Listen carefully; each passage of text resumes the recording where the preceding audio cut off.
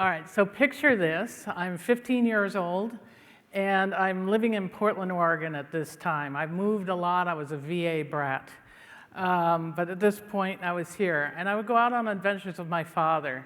We're a family of 7, 5 kids. I'm the only one that went on these adventures. So this time, we were going to find a logging road in the Cascade Mountains and just see what's what. I foolishly went along with this. And we didn't have an ATV, mind you. This was 73 or something. And he had his Mercury Marquis, which is big as a boat and low to the ground. And this is what he thought was a good idea. My father was a surgeon, trained in neurosurgery, and was pretty high up in the VA. This is what he thought was a good idea. So off we went on this folly.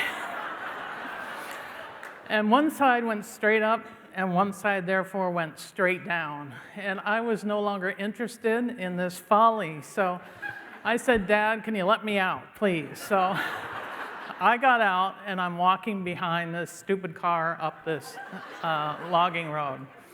And I would think to myself, how did I get here? What am I doing, and who is this man? You know. So I want to now bring you back to literally, how did I get there? So my story is a story of belonging, and I'm going to bring it into how we bring that to students and student nurses. So actually, I am an enrolled member, as you heard, of the 3 affiliated tribes of North Dakota. This is the reservation, Fort Berthold. That's where I'm from. However, I'm a product of assimilation laws. Most people don't have the slightest clue about federal Indian law, but it guided all of our lives, either historically from our parents, grandparents, down to me. And so I was adopted because of the assimilation going on then, along with 2 others. So they were the same family, they were the same tribe, different family, but they were bio brother and sister. So the 3 of us, and I call us the 3 little Indians, ended up in this family with a blue-eyed German father, a Scottish-English mother, and 2 older brothers and sisters. We sort of stuck out like sore thumbs. So there was no denying that we were different. So my whole life, I'm different. And this is actually just up the road. We grew up in Bethesda, Maryland, before Portland. We moved around a lot. And it wasn't the greatest. So it was a 2-edged sword. So if people said, "Oh, your father was a surgeon, you grew up in Bethesda, what could be wrong?" Well, a lot was wrong, unfortunately. So I'm a woman of a certain age, and so this is before civil rights, below the Mason-Dixon line, and not only were we savages and so forth, as I learned in the Catholic school we went to, but we were also considered colored under Maryland law. So even though I'm an American Indian, I had the experience of can't drink out of this fountain, sit in the balcony to go to movies, can't go to Glen Echo, the big water park or whatever. And a lot of people don't understand that this is an experience that an American Indian could have. So it didn't work, is the bottom line. I had the other 2 siblings, it just didn't work for them. So back to that road, I'll take you back to the mountain.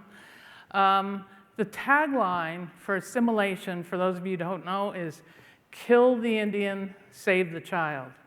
But unfortunately, in my family, it just killed the Indians, except for me. And so that law, or the assimilation laws, went away. And actually, the way I grew up now is against federal law with the Indian Child Welfare Act. But unfortunately, it didn't work for us. So went back on that mountain, and of course, what happened? My father ended up in a ditch, luckily going on the upside, and so that huge car was teetering on its undercarriage. And so, there's no GIS, there's no cell phones, it's the 70s. And so we just waited there. Luckily, within the hour, a logging truck came by, and it pulled us out. So I'm trudging again, wondering what in the world. So I often wonder, what do people think, including that logging truck guy? Here's this almost 6-foot Indian Plains girl, and here's this compact little German guy, you know, standing by this marquee on this road. I mean, it's...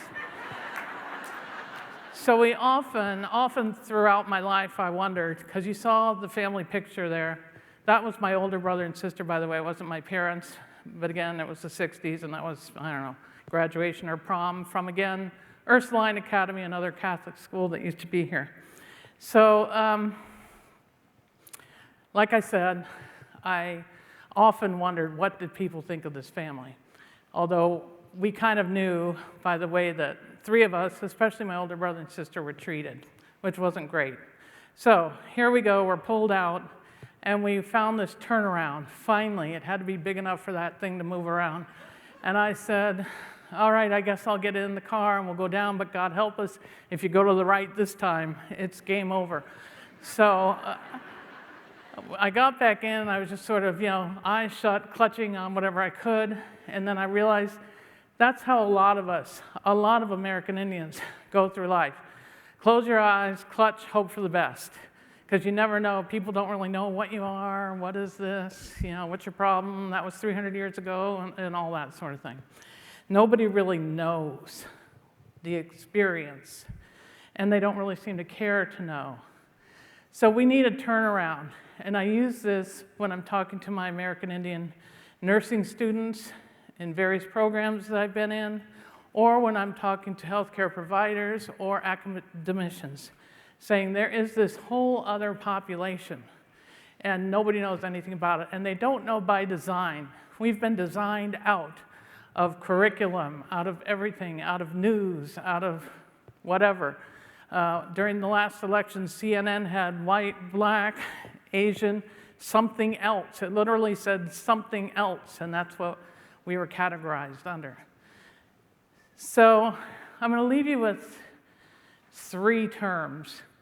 I've been in British Columbia for 4 years now, and they seem to do a little bit better with Indigenous stuff in some cases. Some cases is just as bad, but they are, I say, leaps and bounds ahead. So there's three terms: decolonization, indigenization, and reconciliation. And I need nursing professionals, whether you're academicians, whether you're in healthcare, to understand these terms. What are we talking about? So decolonization means to make room, move over, add something in, recognize there's other ways of thinking and knowing, just like with the land acknowledgement.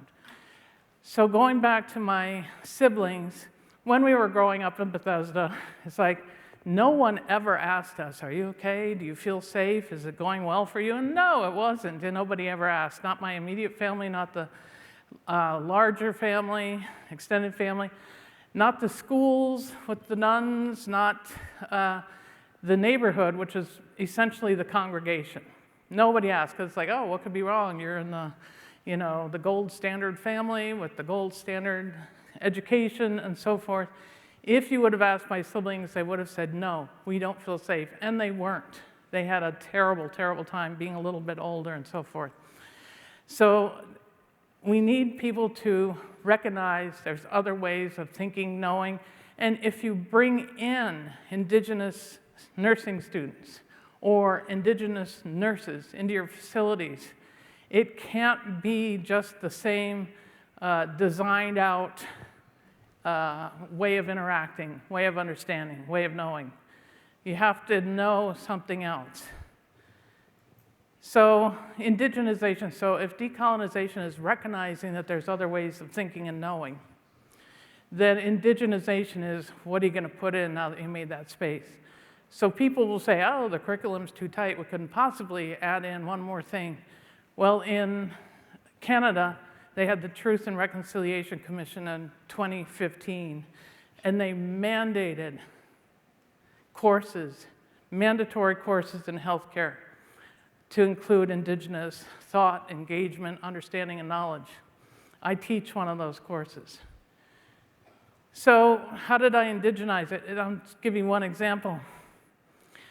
I used the talking circle as my evaluation. Mind you, I had to still do the regular Western colonial paper and pen and all that. But I had a shaman's fan from Zuni, Pueblo, where I'd done many studies. I brought it as a talking stick. And what you do is you give everybody a chance to go around and say something. You don't have to say something, but you hand it to them. And whoever has it, they can say something, not say something, and so forth. So I had a class of about 120, divided them into like groups of 40, and I led one of those groups. And we did this. And I'm telling you, half of the students in my group were in tears during this evaluation. They're like, we had no idea. Good Lord, what's been happening over here? How come nobody ever told us? We had elders come almost every class to bring in their experiences of the boarding schools, of Indian hospitals, and so forth. And I said, well, don't worry. It's by design, you don't know. And it's the same in America. You don't know. If I asked 4 questions deep, probably not many people would know the answers to the questions I would ask. So I said, but here you do know.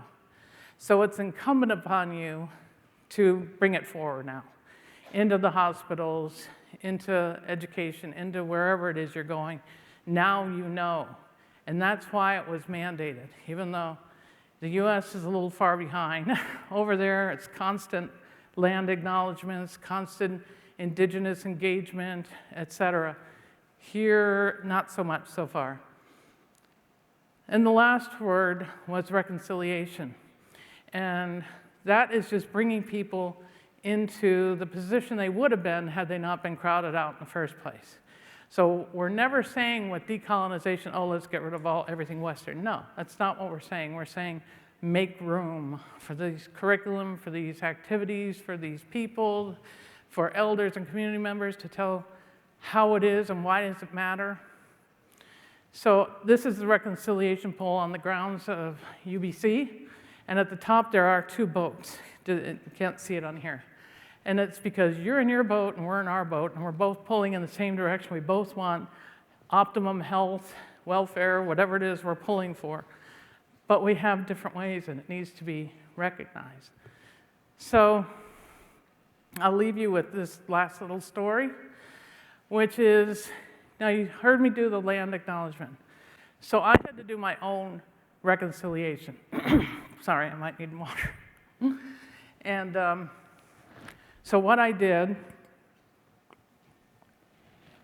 when I was 23, I got in a car and I moved to North Dakota. So I wanted to see where I was from. I met my mother, my biological mother. I met a brother I didn't know I had, and later a sister I didn't know I had, all because of this assimilation and disbursement. In Canada, they call it the 60 scoop, where they just take the kids and adopt them away and so forth to break up the families. So I went back, and I also reclaimed my language, one of my languages. Tried to reverse, that was my turnaround. Go back, make connections, see where you belong or not. So I put this picture up here to show this is what I saw growing up in my mind's eye, a sea of white faces. That's all I ever saw. And I was used to it, but people would always say, oh, who are you, what are you, where are you from, and again, we stuck out the taller we got and whatnot, and my parents would shrink, and here we were, and they're like. So I moved to North Dakota. I met my first real Indian friend, and she took me to a doing, if you will, at her reservation, what was the Turtle Mountain Reservation in North Dakota, right up on the Canadian border. Hundreds and hundreds of natives in this cavernous building. First of all, that blew my mind. I only knew my brother and sister. I'm like, I have never, ever seen this. What is this? I don't know what to do. So I thought, oh, here's going to come the questions. Who are you? What are you? What do you want? And nothing. People just looked right by me. Tacit acceptance. Just nothing to see here. And I thought, oh my God, this is what most Reed white people must feel like every single day. And they probably don't even know that they feel like this every single day. And it took me 23 years to feel that. So I want to make clear to people that when you have an Indigenous faculty, students, coworkers. There's a lot behind that you probably don't know, and you're probably not honoring, and you probably need to know more. By design, K through 12 and most of your other education, you probably didn't know anything other than, you know, Christopher Columbus and the turkey at Thanksgiving. So I'll leave with this, that my brother and sister, unfortunately, because of assimilation, fell off my metaphorical mountain. They died very early. I've been the only one for quite some time, as did my biological native brother. So people need this help when they're coming to you. They probably need more and/or different help. So it's all fine and good, as Felicia was saying, to check the box, oh, we got these first faculty or nurses or whatever in. But unless you do something after that, it's not going to work. I'll leave it with that. Thank you.